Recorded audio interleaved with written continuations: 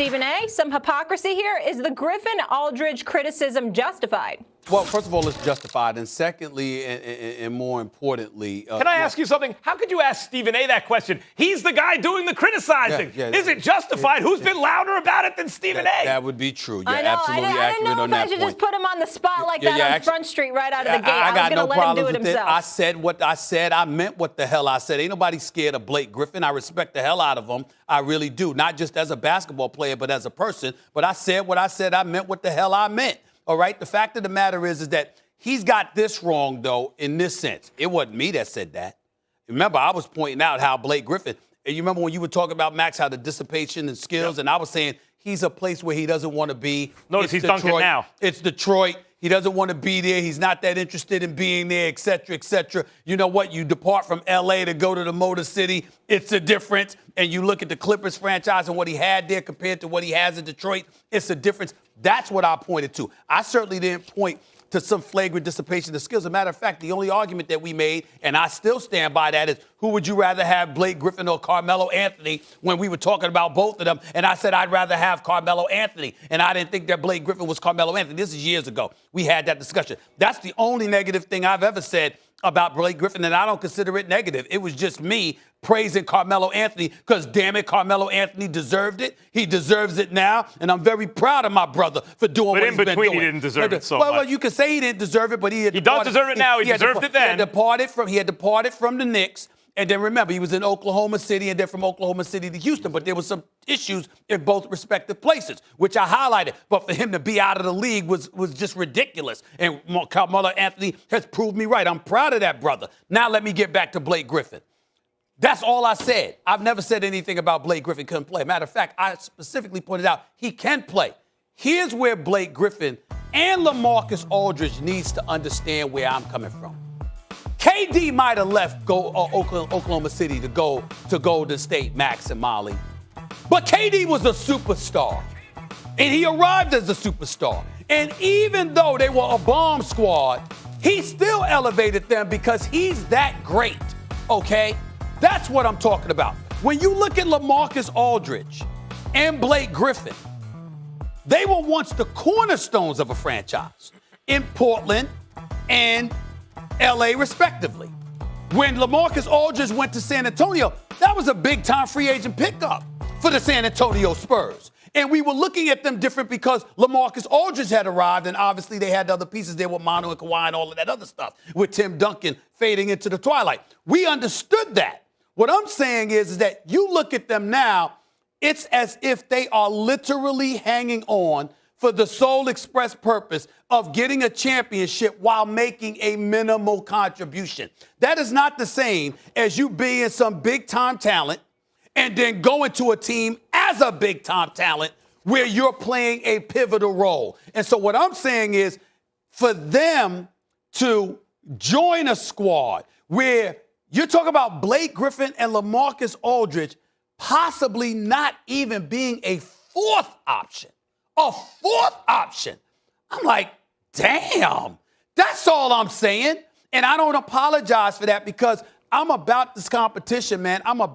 It means everything to me in this sense. I want to see who you go against. How many times do I sit here with you, Max, across from you and talking to Molly? How many times do I pay attention to two things? Resume, and I talk about who you win against. Quality of opposition. The quality of opposition. And when the scales are tipped so dramatically that there's barely competition. I'm not saying that's the case. I'm saying that's the intent. That's where I get alarmed. That's all I'm saying. Blake is right about this, and you're wrong. Okay. And I will tell you why. Please do. First of all, Max. The media is not a monolith. We all have different things to say. Sure. But overwhelmingly, what Blake has been hearing recently, not from you, is you stink. You can't play anymore. Yeah, he didn't hear that from me. No, he didn't hear that part from you, but he heard that. And now he's hearing overwhelmingly from the media, it's not fair. They got Blake. So he has a right to feel that way. It's not directed at you or me or just generally like, hold up, time out. Most of what is said is I can't play, and now most of what is said is it's not fair. The Nets got me. How's that work? Okay, that's number one. Number two, you're essentially saying he's ring chasing and that when he was the cornerstone of a franchise, he couldn't get it done. And the same goes for LaMarcus Aldridge. And you're right about that. You're right. They weren't good enough to be the best player on a championship team.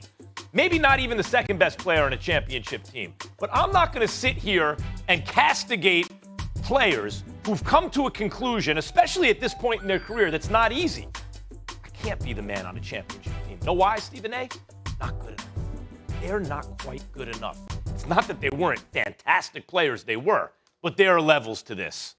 When you have a league with LeBron and KD and those guys, that's a level above the highest level Blake or LaMarcus Aldridge have ever played on. That's not a slight to them. It's praising the level that LeBron and KD have attained. So I'm not going to sit here and cast aspersions and kind of take credit away from guys, especially when they're older, who acknowledge that, okay, you know what I can be? I can be the fourth option on a championship team, especially when the addition of Blake and LaMarcus Aldridge doesn't make it unfair to the Nets.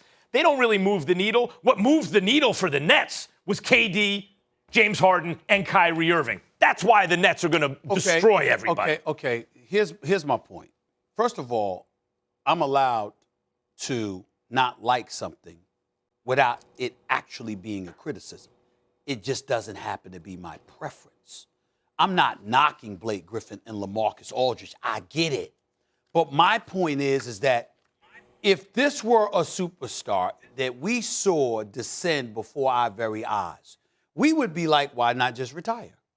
As opposed to be seen as somebody who's the fourth, fifth, sixth wheel on a team riding the coattails of other people because they were so great at one moment in time and expectations were so high for them at one moment in time that to not reach that but to still stick around, to essentially be in a uniform, sitting on the bench damn near as much as I am, okay, watching the other guys perform but getting a ring. I'm not saying that's literally the case with LaMarcus Aldridge, Blake Griffin. Of course not. I'm not trying to disrespect them. I respect where they're coming from. I'm just saying that as a basketball game that loves the competitive fervor, is it all right for me to sit up there and say, I don't like it without it being a criticism? Yes, and I'll tell you why. That I agree with, and let me explain this real quick, Molly. I need about a minute. Sure. I was on KD, as were you, for going to the Warriors because people like us in the media put so much stress on winning championships, right? Barkley doesn't have a chip. Shaq gives him stuff about it on the air, right? Like, that's how it goes. So these players want chips. I gave KD criticism because he reverse engineered it. He went to a team that couldn't not win a chip without him because they almost did it. They had won without him. They're one of the best teams ever made, right? And now KD joined. So what does that really prove, KD? Well, I won MVP of the finals. Stop it. You couldn't not do that. You're a great player. You joined an impossible team to beat with you on it. This is a version of that, basically, to me, is what you're saying, Stephen, and I agree with that. I think guys like Blake and LaMarcus Aldridge are there going, look, they have the names of great players because they were at their best. And now they're going to add a ring. But they're not, adding a ring's not going to say anything about them as players. That's the point. A ring is supposed to say something about you as a player. These rings won't do that for Blake and Aldridge, other than the fact that they gave up money to go get it, that it was important to them, that they wanted to go buy it. That's how important it was to them. Yeah. That I agree with. All right. We're going to leave it there, fellas. Plenty more to come here on First Take. Are the 49ers making a mistake keeping Jimmy G and drafting a quarterback?